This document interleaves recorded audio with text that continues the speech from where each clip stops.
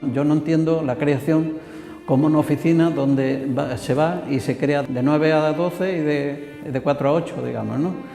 Yo no entiendo el arte así, es decir, el arte se vive prácticamente las 24 horas del día. Modelando el mundo con sus manos, Suso de Marcos ha llegado a convertirse en uno de los referentes españoles de la imaginería y la escultura contemporánea. Nacido en Boimorto, un pueblito de La Coruña, su infancia transcurrió entre virutas de madera y las herramientas que su padre, de profesión carpintero, utilizaba para dar vida a muebles y otros objetos útiles para la vida cotidiana de la época.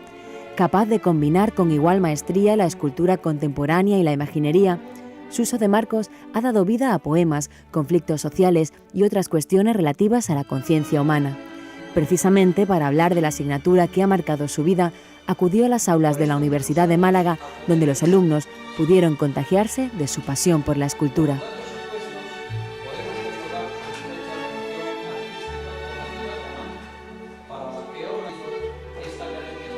Los primeros recuerdos que tengo es de ver a mi padre pues sacando virutas para hacer cualquier objeto útil, generalmente, ya fuera de mueble o fuera incluso para armar una casa, ¿no? Porque hacía un poco trabajos variados.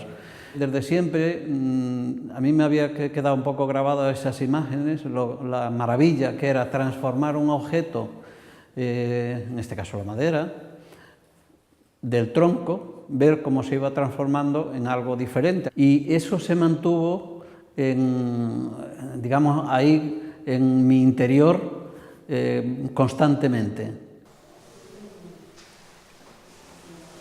En el momento en que yo termino en La Coruña la mili, justamente ya había aprendido lo suficientemente la llama, suficientemente importante, como para saber que necesitaba mucho más.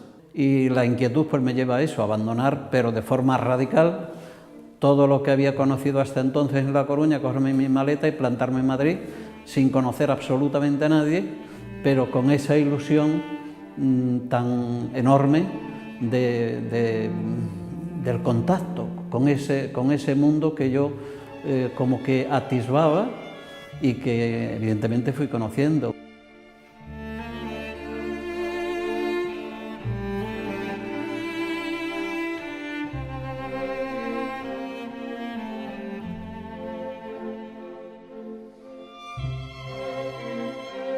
En general, la parte más difícil es el concepto, es decir, llegar a depurar, digamos, la idea. Ya lo demás, al menos para mí, es, aunque sea difícil y aunque tenga una parte de trabajo físico muy importante, sin embargo, ese trabajo que es que puede ser muy duro, y lo es, y te salen callos en las manos y te pones a lijar y te sale sangre en los dedos, etc. Bueno, con todo eso que sea difícil, es menos que el momento de la creación. Una obra de arte libre tiene la primera función que tiene, la de expresarse uno mismo, ¿no? Sin otro objetivo concreto.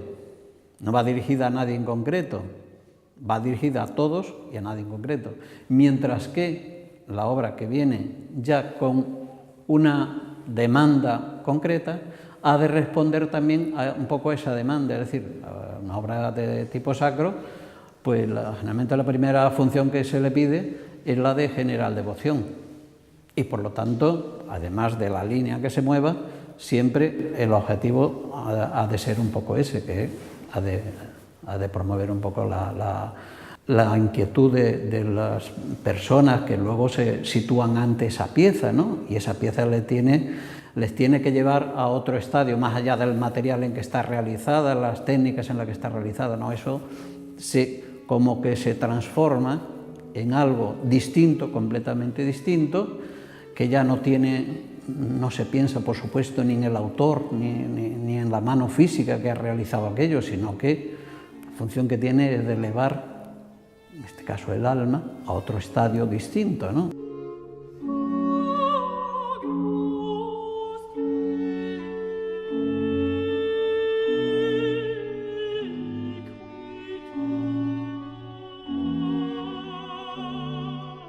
Las manifestaciones artísticas, en conjunto, la función que tiene es la más importante seguramente después de la alimenticia para el ser humano.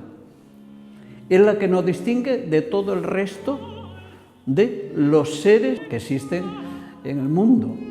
El arte es algo que empieza a formar parte de ese otro mundo que está, digamos, ligado, por así decirlo, más al alma que al cuerpo. Está dentro de los propios genes, ¿no? Un poco que uno lleva. No es algo que uno se proponga. Cada uno tenemos una forma distinta de ver la creación, de ver el mundo expresivo y tratamos de resolverlo de la manera como lo concebimos, como concebimos ese mundo, ¿no? Entonces hay que llevarlo sumamente cosido, digamos, a todo lo que significa sentimiento, formación, memoria, para trasladar todo eso a la obra y generalmente luego la obra termina por transmitirlo.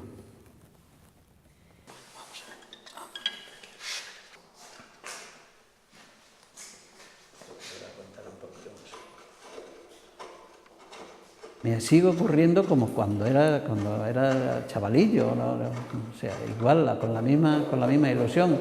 No encuentro el momento de dejar la pieza y cuando la tengo que dejar la dejo de mal humor. Es decir, por mí yo estaría las 24 horas con ella hasta que no tienes la pieza completamente resuelta, porque el primero que quiere ver cómo es esa pieza, que no existe, no existía nada. Y por lo tanto es un mundo fascinante que los que lo llevamos dentro, pues nos sigue casi dominando, nos puede.